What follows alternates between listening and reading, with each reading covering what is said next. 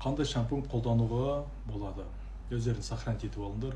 Сендер қолданып жатқан Head and Shoulders, Ocean Go барлығы ісік тудырады. Ісік деген онкология. Теріге жағылған нәрсе, сабын, шампунь, любой ішке барады. Қанға барады, ішкі органдарына барады. Іштегі онкология клеткаларының бәрі сендерде бәрінде бар, ол өсіріп жібереді. Сол сияқты бұл бастарын бөрттіреді, сол сияқты қайсақ қылады, сол сияқты ауырта береді деп көрінген. Дүниежүзінде қазір ғалымдардың исследованиесі бар, Google-дан қарайсыңдар. Бүкіл шампунь дүниежүзінде 99,9% шампуньдардың барлығы ісік тудырады екен. Химический құрамның өзінде, мысалы, құрамның өзінде ұсақ-ұсақ жазумен кодтарған жазылған. Шын шампунь мынандай болады.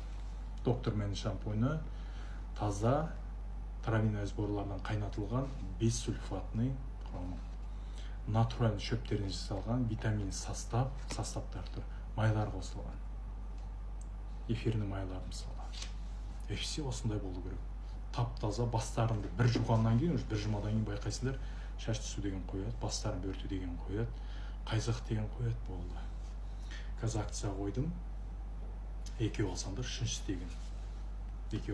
істеген. Только осы доктор Меннің менің шампуньымдығына рекомендую. Қалай аласыңдар? +7 705 664 25 57. WhatsApp-қа жазасыңдар, или личкамен жазсаңдар, WhatsApp номер шығады, шапкада WhatsApp номер тұр. Бұл 800 мг. 800 мг шөптерден қайнатылған, шаштарына объем береді, иісі күшті, бастарын бөрттірмейді, раздражение бермейді, сол сияқты аллергия бермейді.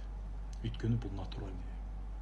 Сендердің қолданып жүрген шампуньдарын неден жасалады, Индиядан қарасаңдар болады, солай жасалады аслында.